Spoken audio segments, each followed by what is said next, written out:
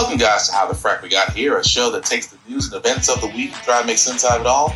I'm your host, the most Will Buchanan, and on this show, we simply are all about the facts. There are plenty of news stations out there that simply want to do anything short but inform you. Here at How the Frack We Got Here, that's all we believe in. We go after the lefts, we go after the rights, we go after the middle and independents, we go after all sides because there's more than one side of a story to everything. And you need to know it all in order to actually formulate your own opinion. And that's what we try to do here at How the Frack We Got Here. Thanks for listening, and hold on. It's going to be fun. All right, guys. Today's date, October 17th, 2024, and this is How the Frack We Got Here. I'm your host, the most Will Buchanan. On the Frack We Got Here, we do take the events of the week, try to make sense of it all. Before we do get started, guys, let you know that we are a news podcast, which means that we do our best, our due diligence to find the most verifiable and factual information from the most reputable source with award-winning journalism. We do not do sensational news like Fox News, News Media, The Blaze, The Daily Beast, whatever extreme left or extreme right you get your views from. We simply don't do that. We provide you with nothing but the facts and just but the facts, and again, nothing but the facts. Outside of that, guys, we do try to maintain our language, but sometimes words do fly. At the same time, things that might be shown might be too intense for younger viewers, so viewer discretion is advised. Aside from that, welcome. So, might as well start with this. Voting has occurred for the presidential election. Like I said, this day is long since coming. Early voting has started, and of course, all eyes are on Georgia. What do the polls tell you about Trump and Harris in Georgia? It's so close. That's what the polls tell us. So if we take a look, I averaged all of the polls, right? And what do we see? We see Donald Trump up by a point. Of course, remember 4 years ago, Joe Biden won that state. Why at this particular point does Donald Trump have the slightest advantage in the state of Georgia? Well, I think it comes down to black voters. That's what it comes down to. Because take a look here. If you look at the average among black voters in the state of Georgia, you see that 4 years ago, Joe Biden won that vote by 82 points. Look where Kamala Harris is today. She is only up by 72 points, so a 10-point drop-off, something that is very consistent with what we see nationwide. And the bottom line is, if Georgia is consistent with what we see nationwide in terms of the drop-off in black voters, it is felt more in Georgia than any other state, because swing states with the most black voters, look at this, Aaron. Georgia comes in at number one at 30%. If Kamala Harris can win over more black voters, she's likely to win the state of Georgia and make Donald Trump's path to 270 electoral votes seem like a pretty gosh darn long shot. Vice President Kamala Harris stepping into unfriendly territory. Well, that was pretty fast. But guys, what we're looking at is, like I said before, never really do pay attention to polls. At least I try not to, because polls fluctuate on a daily basis. But Georgia being a key state, of course, it was a key state for Biden in the last election, actually turned the state blue, electing their first ever African-American as senator, as you know, Raphael Warnock, and sent him on to Congress. So why is it important? I have been saying this now for going on since the beginning of this next term, and that we knew Biden may or may not make it. At the same time, that Kamala Harris may actually be somebody who actually might be the presidential candidate, that we didn't call it, but at the same time, we're not mad about it either. We're actually welcoming it. But again, voting is crucial, guys. And I've said before, we almost had a voting right act in place that would have not only guaranteed automatic registration, not only would it guarantee that the election day is a federal holiday, so you could actually not have to worry about trying to get to work at the same time trying to get to polls later.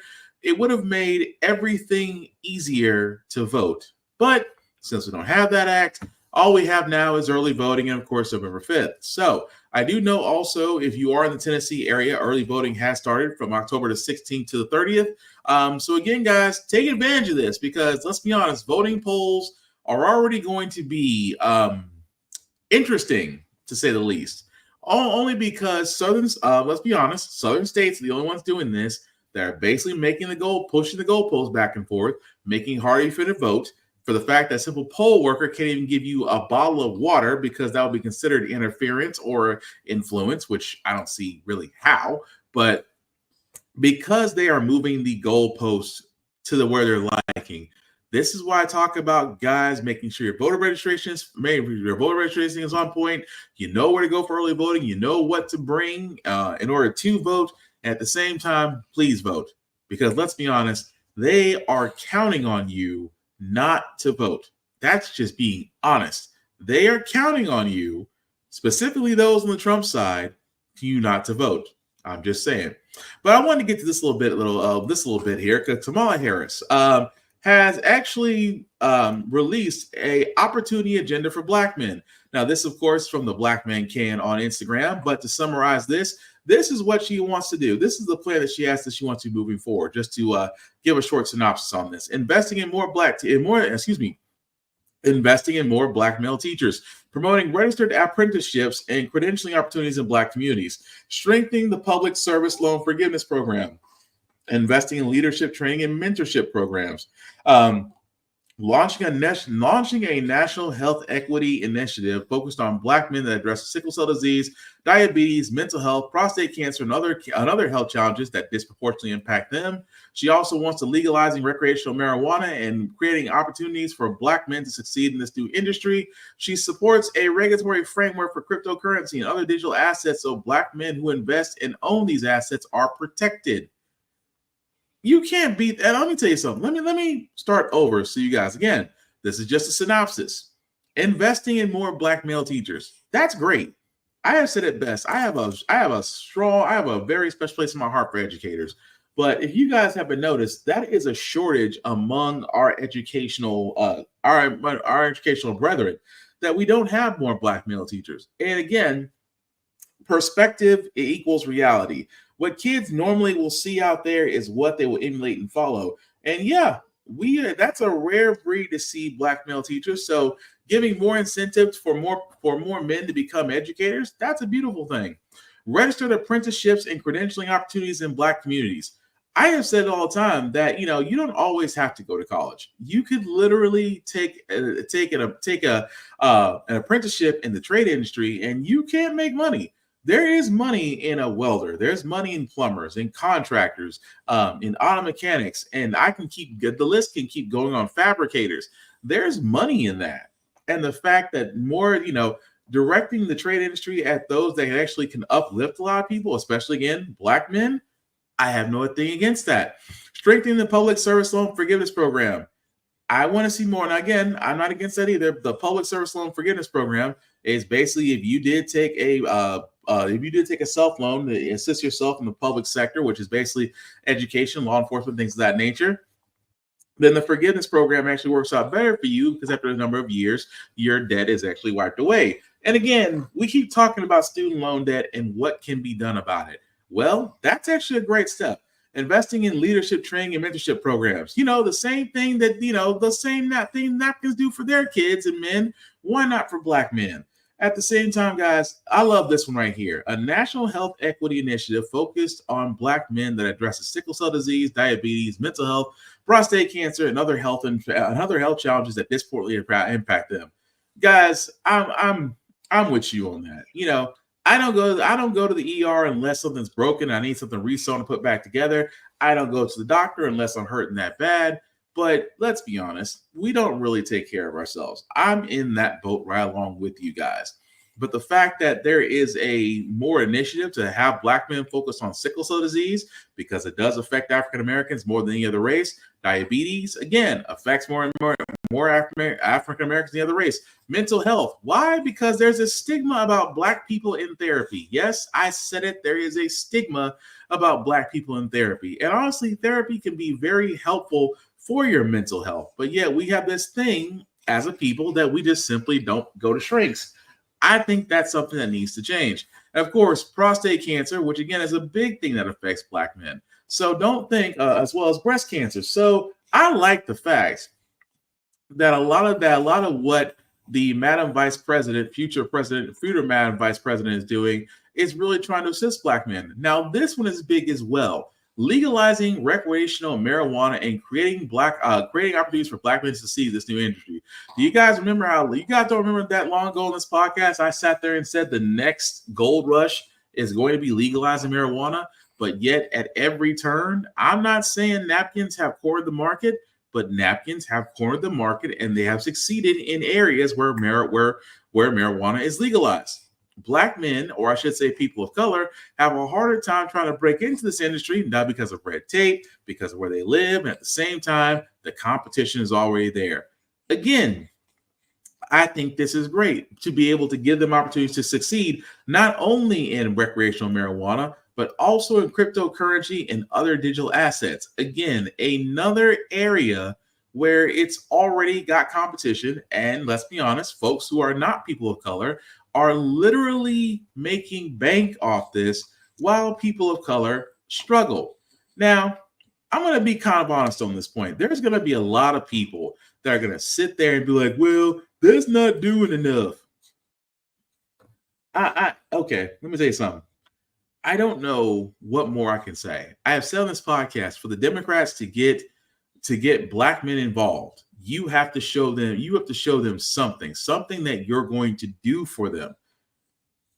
I don't know how else I could put that. If Madam Vice President Harris sat there and said, this is my initiative for black men if I'm president, that is pretty much saying, I want to include the fact of including you guys in recreational marijuana business and cryptocurrency. I want to include you on the health side because you should get looked at. So let's address those health challenges as well as mental health. Let's drop the whole stigma about going to therapy. Therapy is healthy. I just wish we finally accepted that.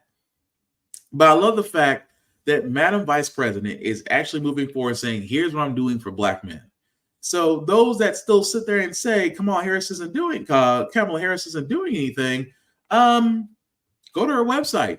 It's right there for the world to see. So I'm not against it. I actually love it. And at the same time, I want to see her expand on it. Like I said, these are initiatives she wants to put forward. Nobody ever puts their grand plan in place before they're president, which is why I guess some people are wanting. It's like, well, we want to know what she's going to do, while she's president. She's giving you the broad outline until she actually is sworn in office, until she has a Congress that is actually going to be able to push her agenda. All she can do is give you the outlines, simple and plain.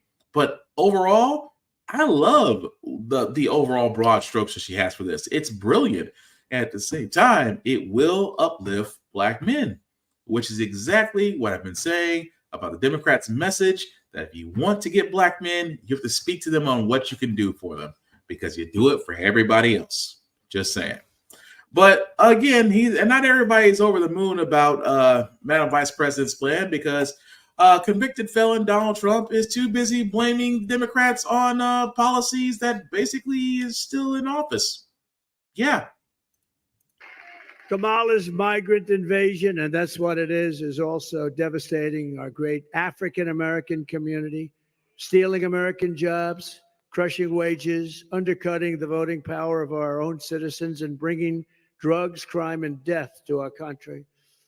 And the African-American community and the Hispanic community is being devastated with the jobs. The numbers are down 6, 7, 8, 9%.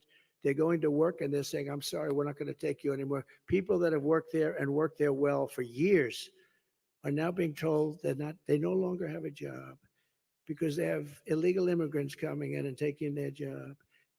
And I'll tell you what, any African-American or Hispanic, and you know how well I'm doing there, that votes for Kamala, you got to have your head examined, because they are really screwing you.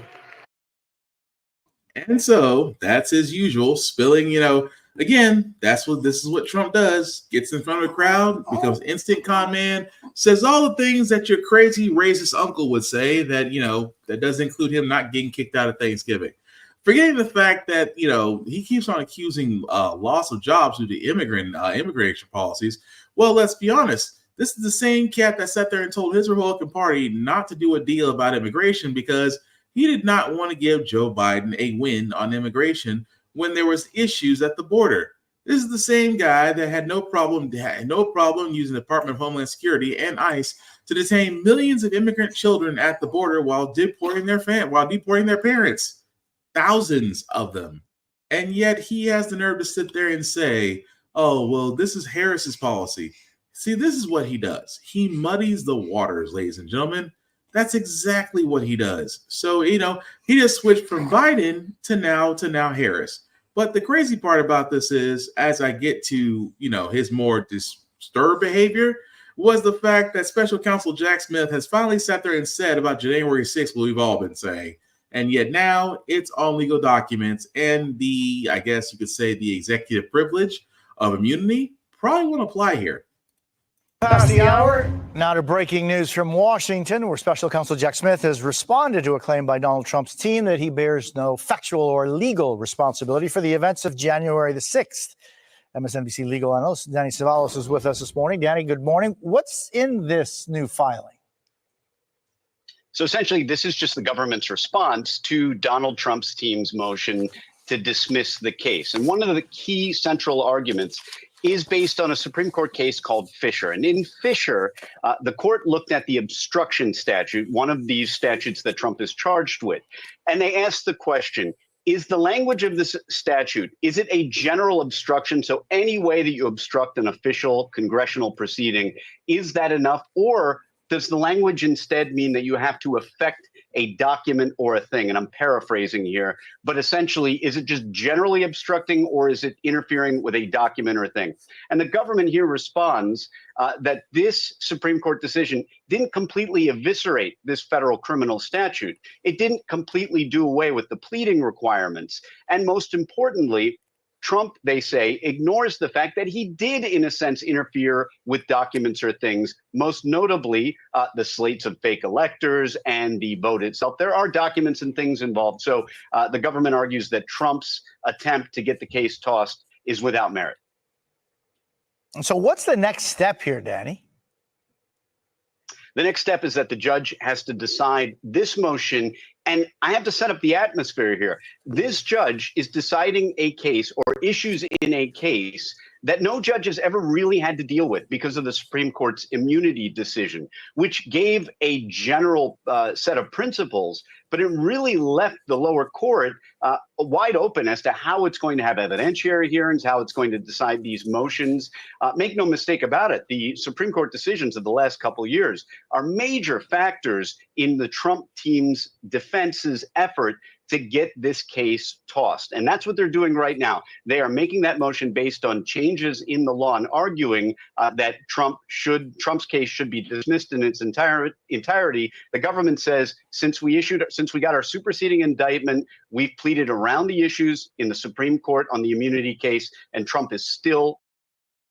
So the thing about it is, guys, the reason why Jack Smith is basically taking another shot at Trump is because, if you guys remember, the Supreme Court didn't rule back a month ago that the president's actions are covered under immunity for certain acts as president.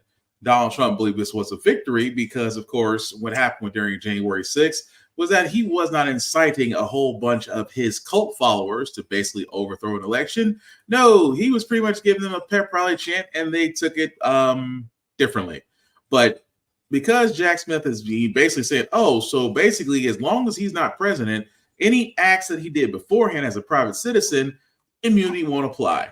Okay, cool. Well, here we go. We are now wording it differently to saying, hey, he was a private citizen when this all went down. He was a private citizen when he took the documents, home to a storage facility in Mar-a-Lago. He was a private citizen when he decided to rile up white people. So therefore, immunity doesn't exist. So we're going to see what happens with that, whether or not the Supreme Court does take it, because again, I've said before, there's the dangers of a conservative leaning Supreme Court. So we're going to see what happens once they actually listen to it, if they decide to take it on. But outside of Trump, Trump has had not such a good week, especially when if you ain't noticed by now, he's been saying Fox News has been losing their way since Madam Vice President Harris basically went on there for an interview with Brett Blaine, Fox News so-called chief anchor. That being said, now this has decided to pull this little gem of when Fox News actually did some journalism and fact-checking, and well, Trump isn't happy that this videotape this certain clip is now making the rounds again.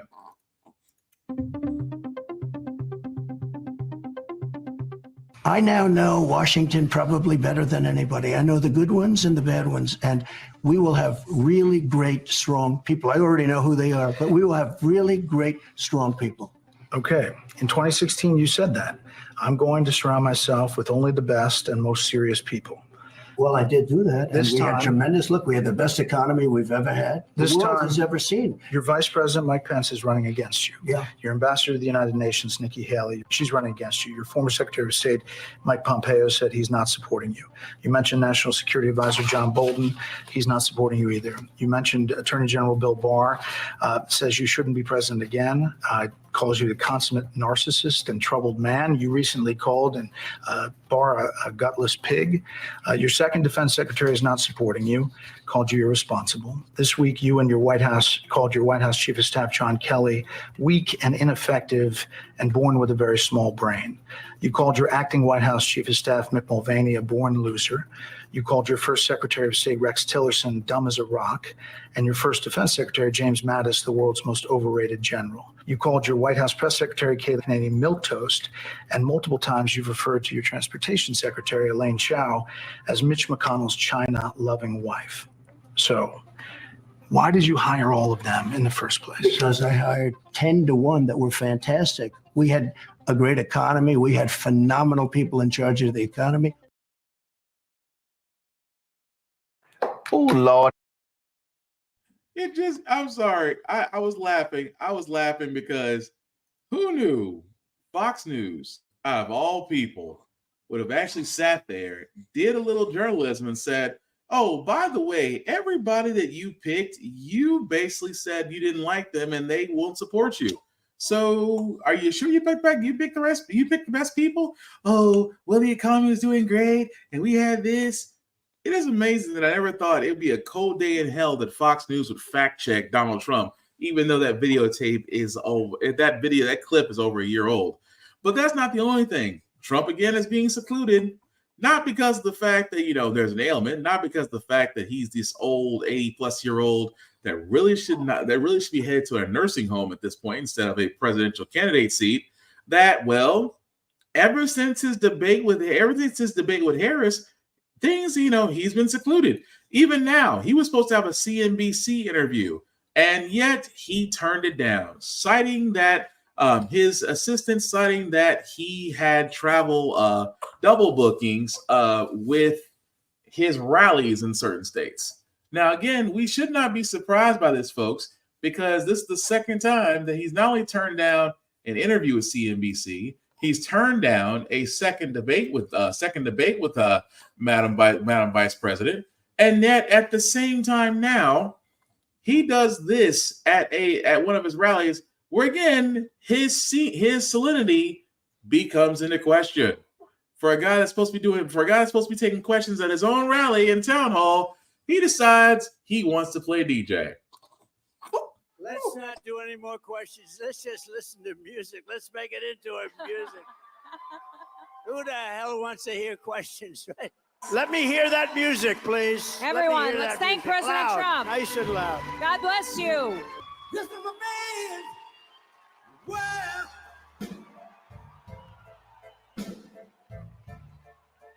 This is a man's world. It's fun to stay in the YMCA. It's fun to stay at the YMCA. Hallelujah. Hallelujah. Hallelujah.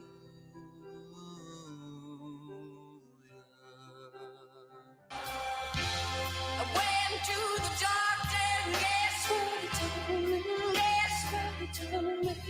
'Cause nothing compares to you. Nothing lasts forever, even cold November rain.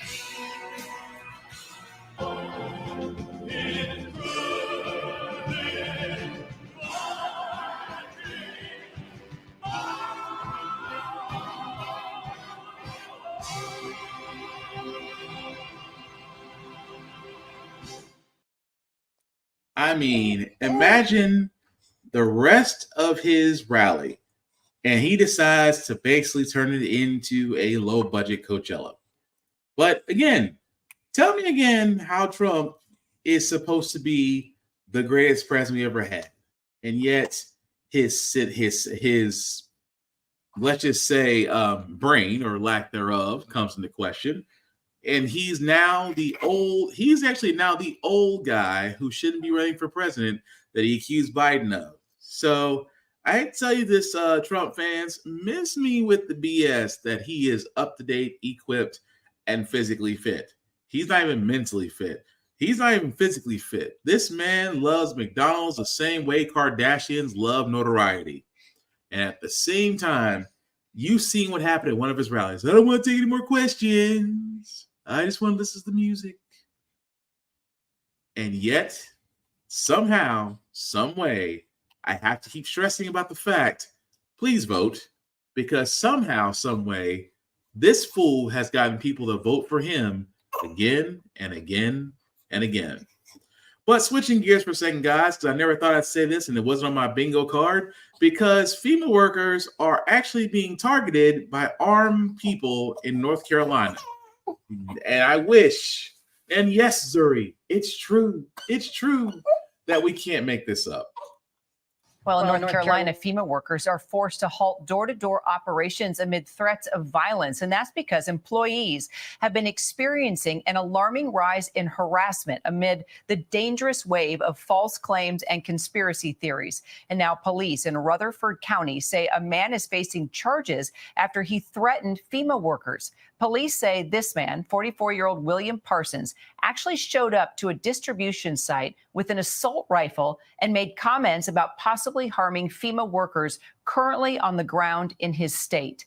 Joining me now, Vice President of Resiliency and Disaster Recovery at Hill International, Pete Gaynor. He's also a former FEMA administrator and former acting secretary of DHS under Donald Trump. Pete, glad to have you with us. You know, why are we seeing this litany of misinformation? Yeah, I think it's all, I think the bumper sticker, it's all unfortunate. And it's the trifecta here in North Carolina. It's FEMA in town, it's Helene, and it is, I think, the pending election. And you mix that all together with these groups that have some goal to, sow mistrust in their government, and this is what you get. And, Pete, you mentioned pending election. And look, I've got to be direct here. A lot of these lies have been coming directly from your former boss, Donald Trump. You served in his administration at FEMA and DHS. Now you're trying to combat these lies that are hurting a lot of people while they're dealing with one of the hardest moments in their lives. So what does that tell you? And what do you say to your former boss? Well, I think the priority for any administration, whether it's a Democrat or Republican, the priority always at FEMA is disaster survivors. If the story's about misinformation and it's about things that are untrue or half true, you really undermine the mission of government and the mission of FEMA. And so if you really want to help your fellow Americans, help them in a more positive way, make a donation, volunteer, and don't buy into the rhetoric, especially when you see these things that are happening in North Carolina. It undermines the mission. It's demoralizing to the staff, and not just the FEMA staff, but everyone else in our orbit that is helping us: National Guard, Department of Defense, and many, many other organizations, both public and private. How hard is it for first responders to do their job when the citizens they serve don't trust them and they don't trust FEMA? I mean, they're actively being told these lies and they don't know what to do. Yeah, it makes it almost impossible sometimes. And when FEMA gets on the ground, one of the first things they do, right after they try to open up access, get power and water back, is register disaster survivors. And so there's a couple of ways to do that. You knock on doors, you create a disaster center that people can come and sign up for these services that you can get from FEMA and the federal government. And without that registration, we cannot deliver disaster survivors those critical resources that are at their fingertips. So I think we have the best mission in the federal government, helping people before, during, and after disaster. I think we have some of the most dedicated employees that are trying to do that for their fellow Americans. And stuff like this, it's not good for morale for anyone on the team. Do you think it would make a difference if the former president just came before the cameras and said, trust FEMA, listen to them, register for help. They're there to help you?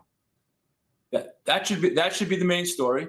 And for those that really don't realize what happens, in transitions, the FEMA team on the ground today is going to be the FEMA team on the ground, whomever wins the next election. So whether it's Democrats or Republicans, the FEMA team remains the same. There is no difference. There's a few political appointees like myself that maybe get asked to leave, but the team is the team through many presidential transitions. And so I think the priority, and I know the election is around the corner, but the priority should be our disaster survivors that need our help.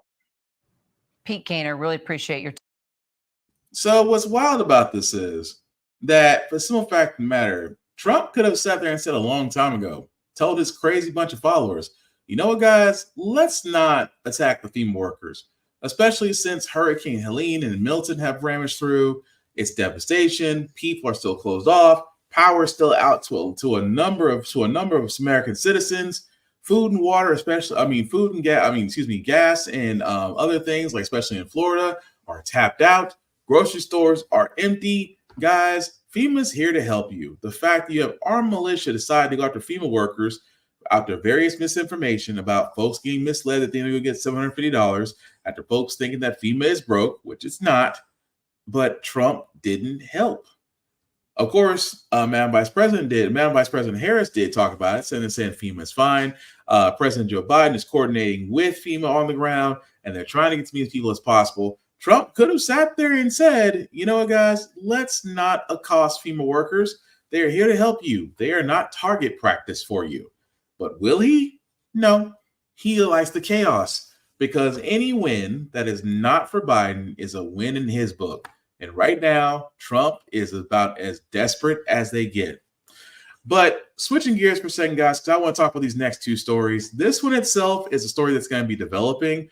Right now, you can only see it on Instagram and X, the dark place. But imagine you are a teen. And again, this story is going to sound so eerily familiar. You are a black man walking in a neighborhood, and you're being followed by white people. At the same time, you decide to put yourself on video recording, and the details of this sound all too close to the Trayvon Martin murder. Again, this young man, thankfully, is still alive. But again, how many times are we going to keep seeing stories like this? What's going on, buddy? Nigga, brother. She ain't my help. Obviously, he doesn't live here. If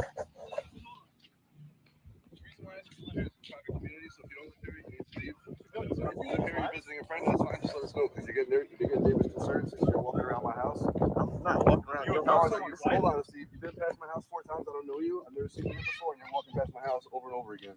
So if you live here or you have a friend you're visiting here, that's fine. I'm not in front of your house. You're actually following me.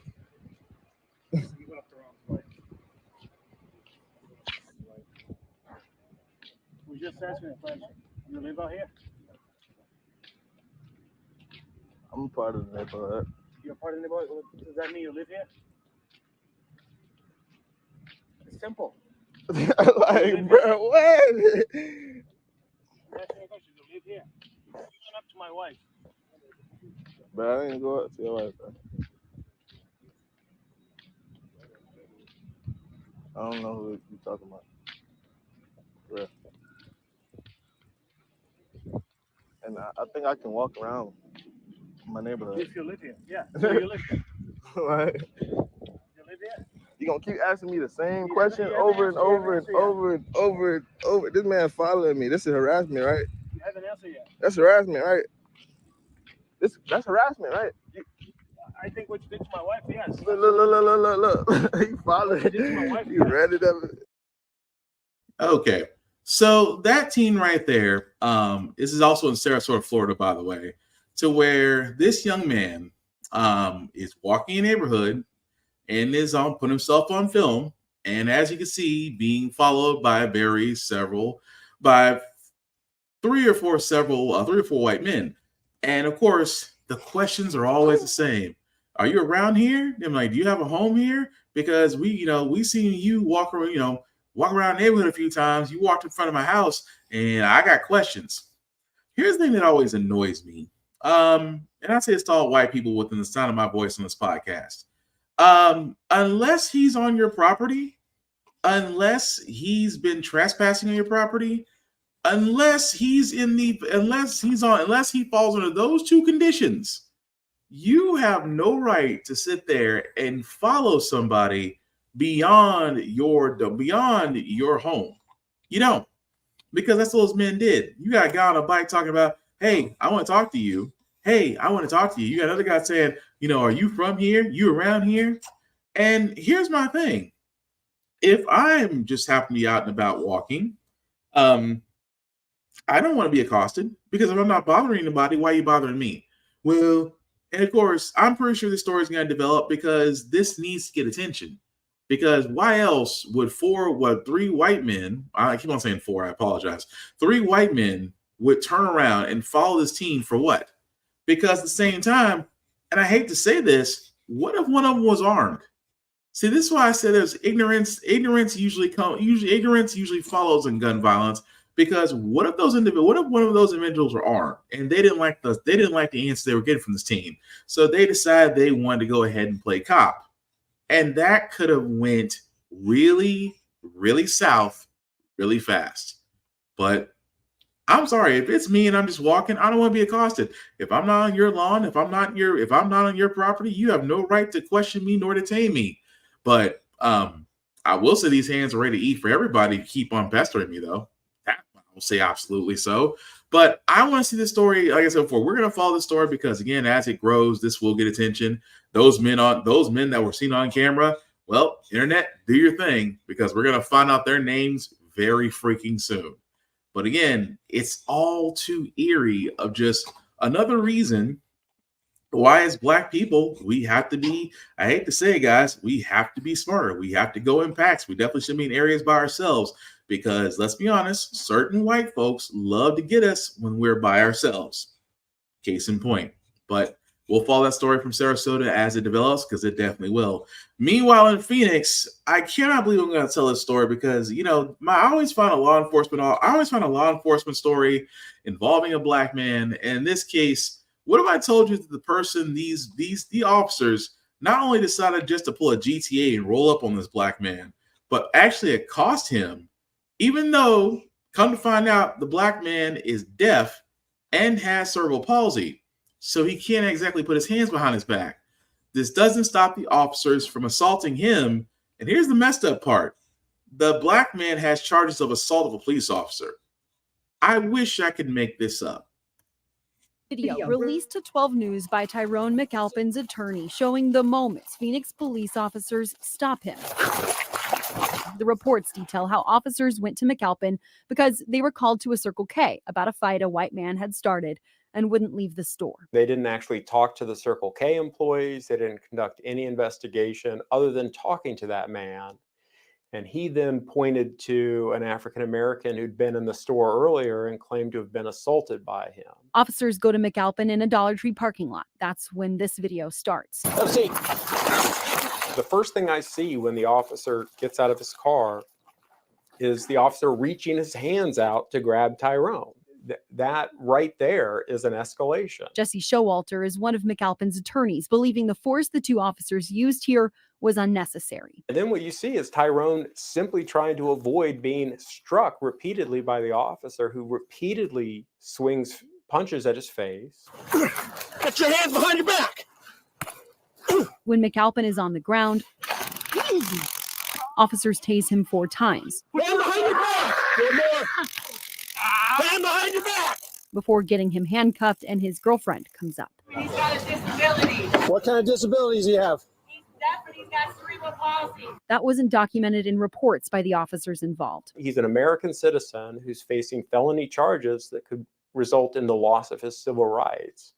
And based on this video, that's just unconscionable. Earlier this month, a Maricopa County judge determined there was probable cause for McAlpin to face the 3 felony charges for assaulting an officer and resisting arrest. In a statement to 12 News, County Attorney Rachel Mitchell said she'll be reviewing the case herself, saying she respects her attorneys and those who've raised concerns, adding, "I may reach a different conclusion or I may not, but I believe this case merits additional scrutiny." Phoenix police tell us this incident is under investigation and was assigned to be looked into by the Professional Standards Bureau at the end of August. In a statement to 12 News, the Police Officers Union says in part, "We stand behind our officers and would caution the community on making judgments about the incident until all evidence is reviewed rather than a snippet of body cam footage." Still, Showalter finds the incident is an example of what the Department of Justice found in their investigation into Phoenix police. With the city of Phoenix claiming that it wants to handle its own problems without DOJ oversight, we'd really like to see if that's what they intend to do, or if they're just going to do more of the same, if they're just going to try to sweep this under the rug and avoid any accountability. Colleen Sikora. Of course they're going to avoid accountability. They're going to avoid all types of accountability. For example, number one, if the DA is sitting there saying, well, I may make a choice on this, I may change my mind, I may not. Are you freaking kidding me? A man, the story is so beyond the pale that it's like, yeah, the officers need to be held responsible.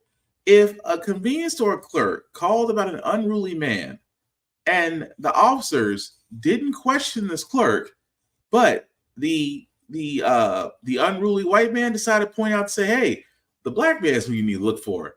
And officers pull a GTA and roll heavy up onto said black man. Keep in mind, man is deaf and has cerebral palsy. So he can't hear you say, stop resisting. He can't hear you say anything. And he can't read your lips because you're too busy beating his tail into the ground. Especially knee on his back. Again, for all those who know with cerebral palsy, it's kind of hard to put your hands behind your back. Difficult, really. At the same time, he's being struck for no reason, tased for no reason, and this the same guy who turns around and gets assault charges put on him. And then I expect, don't get me wrong, whenever it comes to fraternal order police, I expect that all the time out of them. Everybody shouldn't jump to conclusions because, we stand behind our officers. Your officers failed to do their job.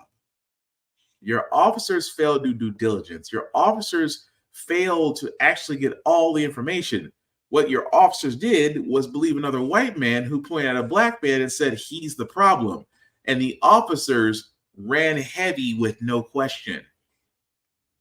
Now you have the county office trying to save face.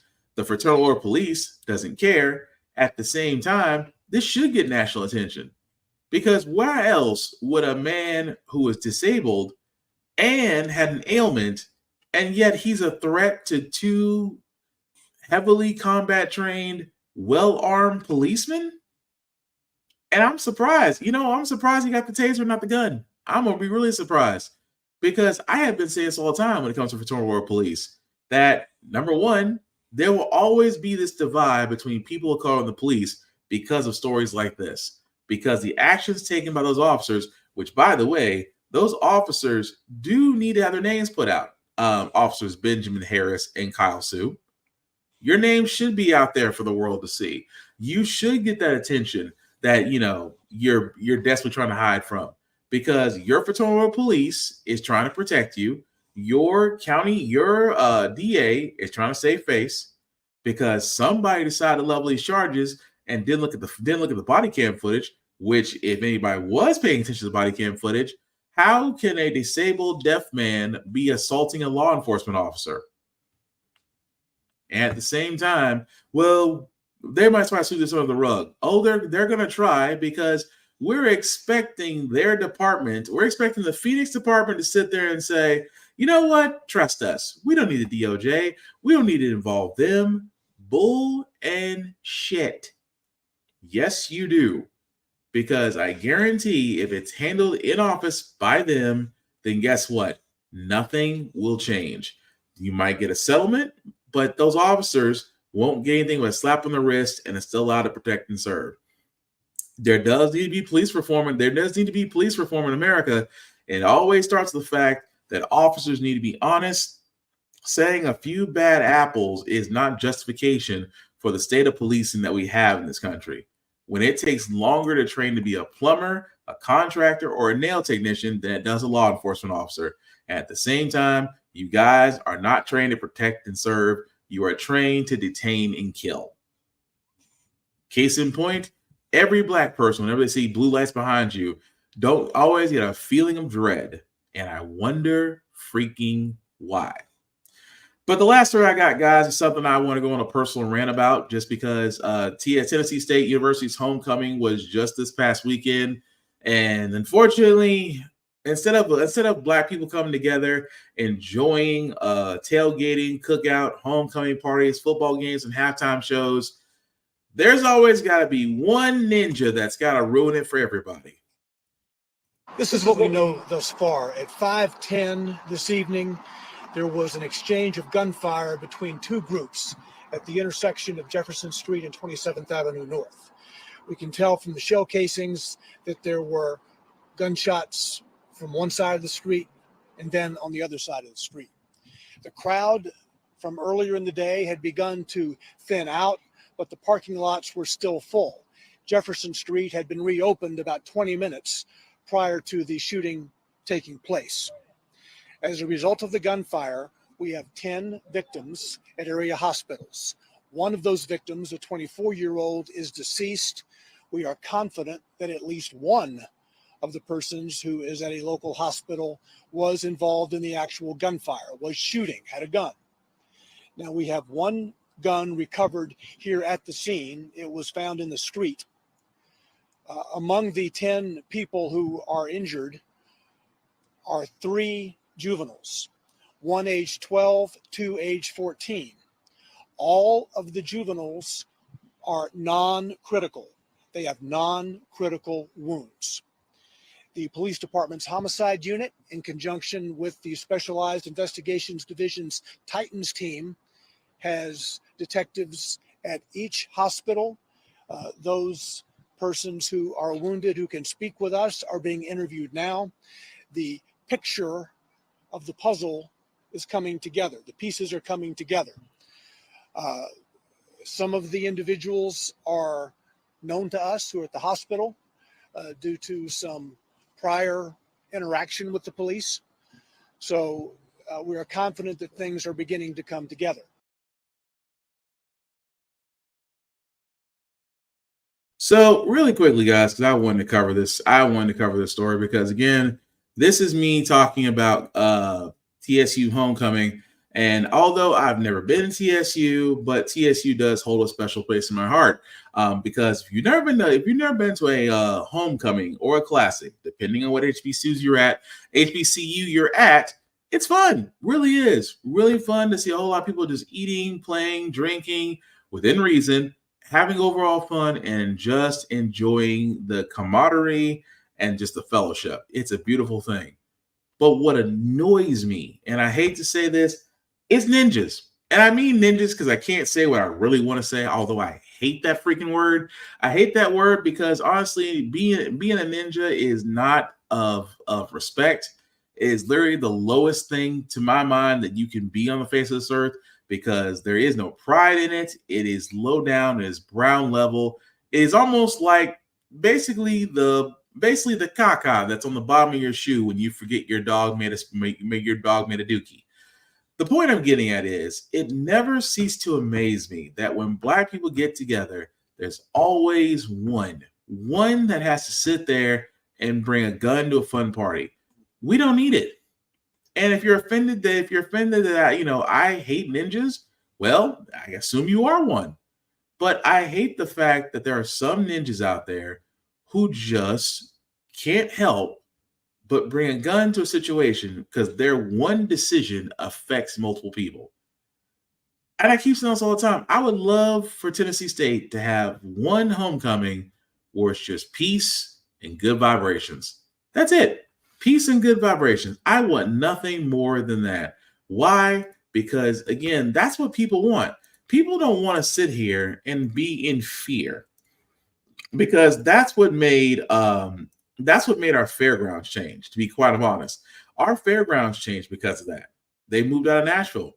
We used to have a Tennessee State Fair right down the street at Nashville Fairgrounds, but every year there was violence. Every year there was a shooting. Every year people got hurt.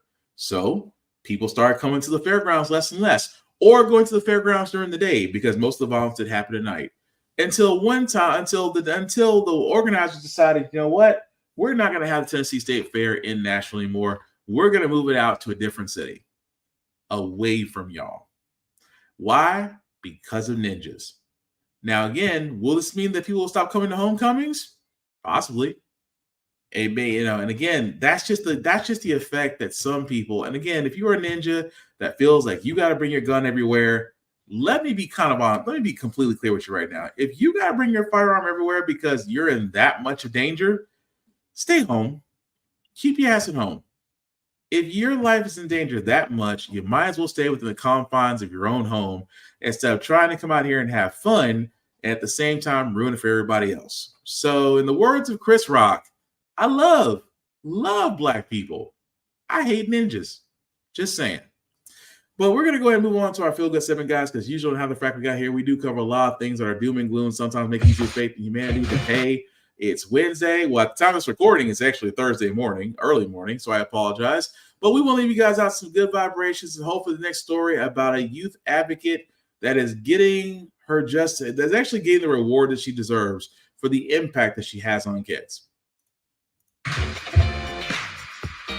It is Hispanic and Latin American Heritage Month, and for our finale, we're here with the Velez family, celebrating Chelsea, a very special woman who's made it her mission to support young people in her community. We're going to talk to all of you in just a moment, but first take a look at this story.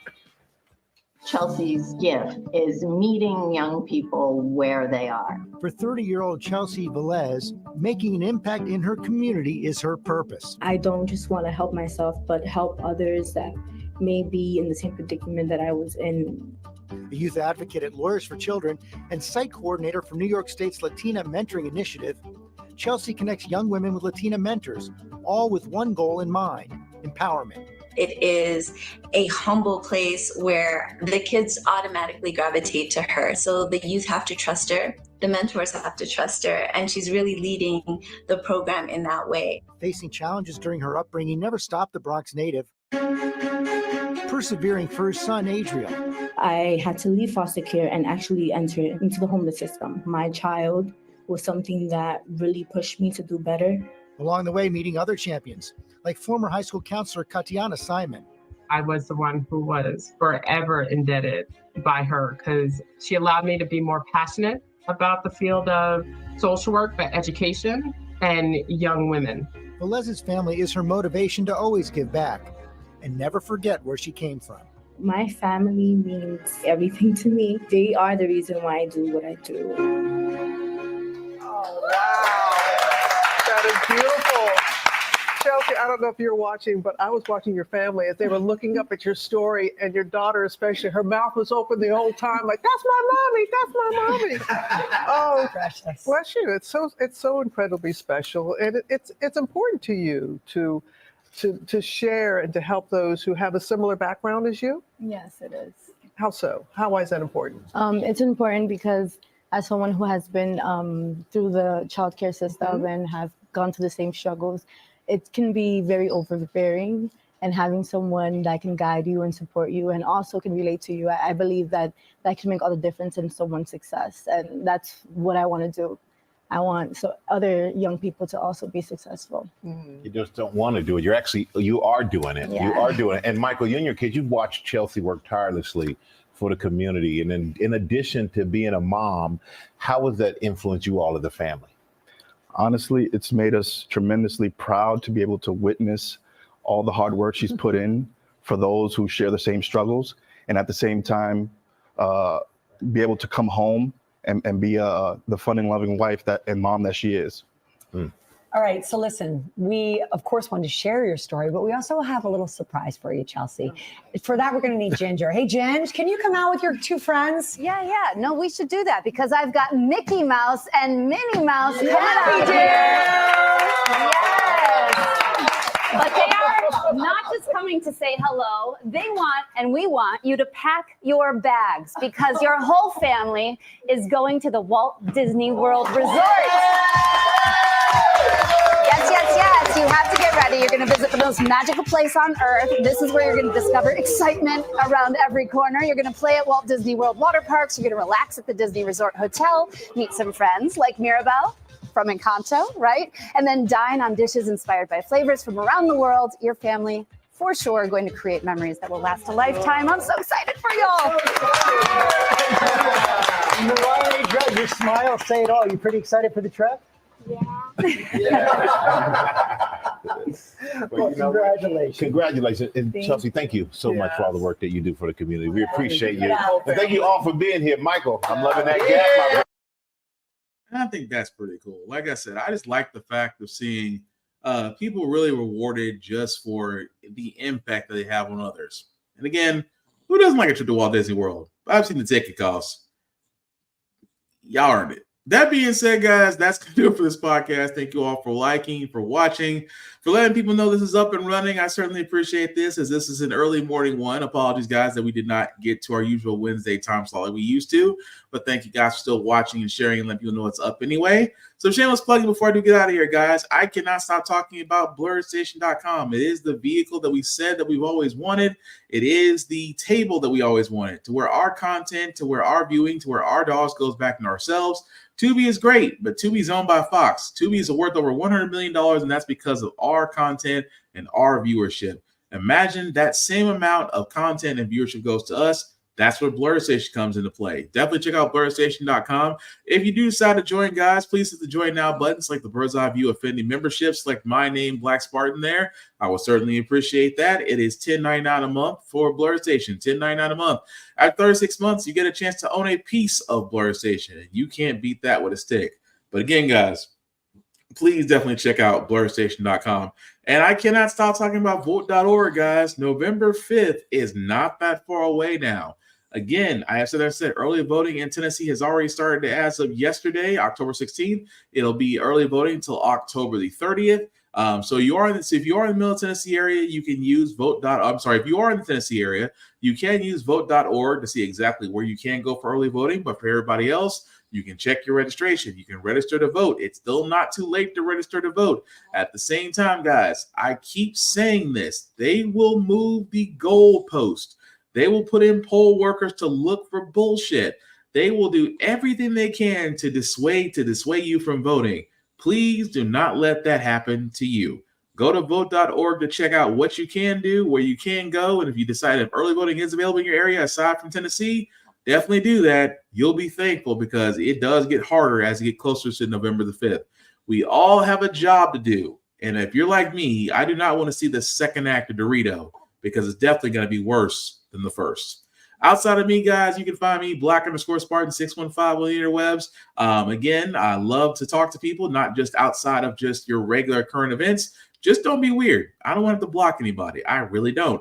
At the same time, guys, the banner that you see at the bottom, I'll copy and paste that link to where you can make it bigger, to where you can actually find this link. At the same time, guys, it'll take you to my YouTube and Facebook groups for all the podcasts. Like, share, and follow. It costs nothing but means everything, and we would certainly appreciate it here.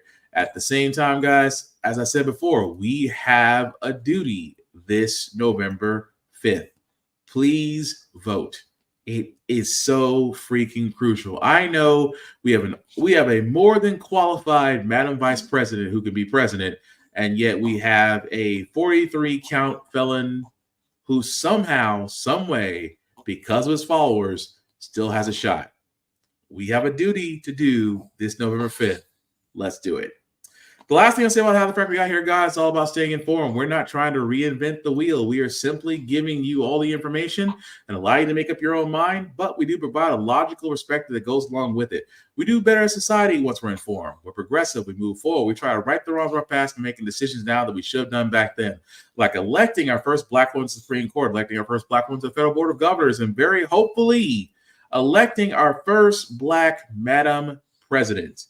All great things. When we don't learn from history, we are doomed to repeat it. That's what we keep asking ourselves. Why does everything go up at our paycheck? Why are we looking at different politicians but still the same old game in Congress? And most importantly, how the frack we got here. Thank you all for watching, guys. Please take care of yourselves and each other, and we will get through this. Peace.